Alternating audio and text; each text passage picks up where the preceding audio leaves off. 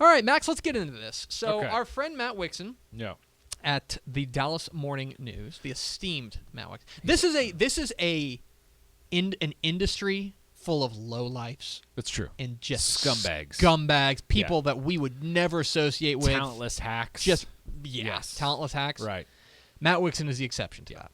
Matt Wixon has a great article up on DallasNews.com, Sports Day HS, about something the UIL, a proposal for a new classification, the Super 6A, as they call it. Mm-hmm. The idea being, and this is something that I think people like you and I, people talking heads, like to bandy about. We think it's a fun thought exercise. Sure. It's a football nerd. Yeah. It's a great off-season topic is what it is. It is a great off-season topic. It's coming up now. It's coming up now because the UIL is having their legislative council and committee meetings down in Round Rock this week. Yeah. And this is apparently going to be discussed, is the idea of a Super 6A classification. Now, what does that mean? Basically, Class 6A is comprised of every team that is larger than 2,150 students. Mm-hmm. Okay, every school with an enrollment of 2,150. There are a couple exceptions of teams that ask to be moved up, and also the private schools, Straight Jesuit and Jesuit, have to play up. But it's 2,150 and above. Yeah. Everywhere else, because this is the largest classification, everywhere else has a pretty well-defined set of circumstances. For example, 5A is between 1,100 and 2,149. Right. That's a large swath, but it is a firm swath. Right. That's between, and there are 250, I think, schools that are 5A. 6A, though, because there is no cap, you have teams that are literally 3 times the size of others. For example, Allen. Right. Allen is the largest school in the state, and they have 6,380 students. Mm-hmm. Okay, 6,380.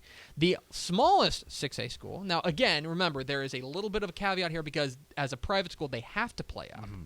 But Houston Straight Jesuit has 2,032. Yeah. So if Allen were to play Straight Jesuit, they would have 3 kids for every 1 kid that Straight Jesuit has. So that there are some who believe that gives the larger schools competitive advantage. A competitive advantage. For sure.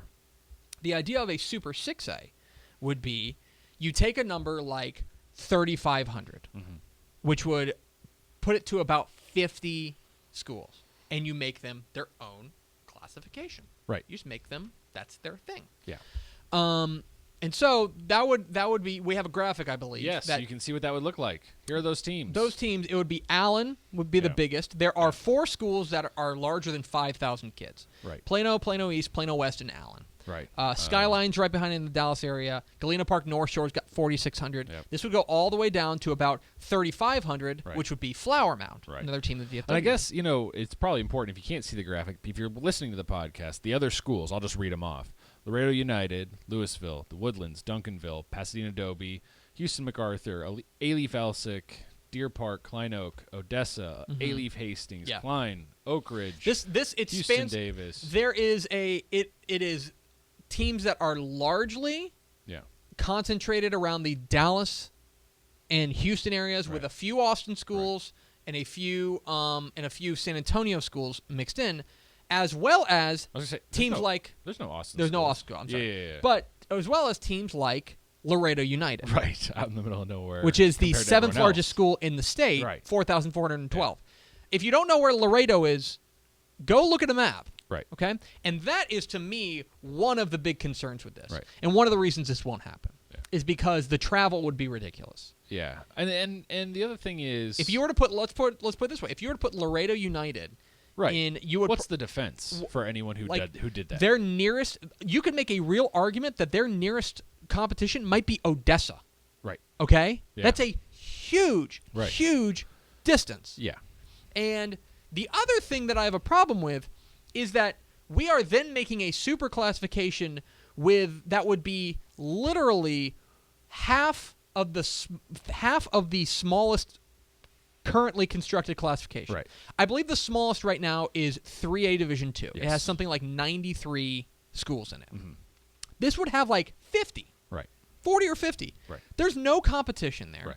And I don't think that solves the issue of competitive advantage. Yeah. So the rest of the teams. Yes, go ahead. Pearland, Arlington Sam Houston, Converse Judson, Cypress Falls, Cypress Lakes, Klein Forest, Conroe, Cypress Ranch, Cypress Fairbanks. All the size schools. Coppell, Katy Morton Ranch, Houston Bel Air, Permian, as you previously mentioned, Houston Aldine, Klein Collins, Jersey Village, and Flower Mound. Flower Mound. Flower Mound would be the smallest fish in the large pond. Yeah. The schools that would be on the outside looking in, theoretically, again, if you set that number at 3,500, Umbla, Atascocita, Yules Trinity would be right underneath that. San Antonio, Madison. Spring is a notable one. Laredo United South, which is right next to Laredo United. Yeah. So, for me, this is not a viable solution. No, there's no way. But the other thing is, I don't necessarily see this as this giant advantage. Because for me, I think everyone pays attention to Allen. Okay? Right. Because Allen's an outlier. Right. Allen's giant. Yeah. Okay? In the same way that everybody pays attention to, what's the small school? I had this at some point. Hold on, I actually sent an email to somebody saying this. The smallest school is the smallest school is Cranfield's Gap, 24. Okay? In the same way that they are an oddity, right. This is Allen and Plano West and Plano are outliers. Yeah. Okay? They represent literally less than 1% of schools. Also, I mean, look, there are teams on this list. When you talk about competitive advantage, right? We were talking about this before the show. Sure, Allen has obviously used that to their benefit. Galena Park North Shore, a very good team that's done very well. The Woodlands this year, one of the best teams in the state. Of course. But there are also teams on this list. Plano East. All the Plano schools. Duncanville. These are schools who have not been remotely as successful as these other schools. There is a slight. If you squint, then you can say, oh, well, the bigger the school, the better advantage you have. And maybe that's true to a certain extent. To some extent it is. But we also, when we get to the playoffs, we divide it into divisions. Right. And so if you are serious about this, if you're serious about this problem, if you view it as a problem, if you're serious about it, you do what 4A, 3A, 2A do. You split them, you pre-divide them into divisions. Right. Okay? Yeah. And the number, for me, would be 2,736. Okay. 6A Division 1 would be 2,736 and above. And 6A Division 2 would be 2150 or 2375 and to 2150. Right. What that would do, because right now there are 246 6A schools, that would divide them precisely in half. Mm-hmm. And you would have the same number of schools in Division 1, same number of schools in Division 2. Right. And let's remember that we're dealing with outliers here. Mm-hmm. That Allen, nothing's ever going to compare to Allen. Unless you want to make Allen its own thing. Right.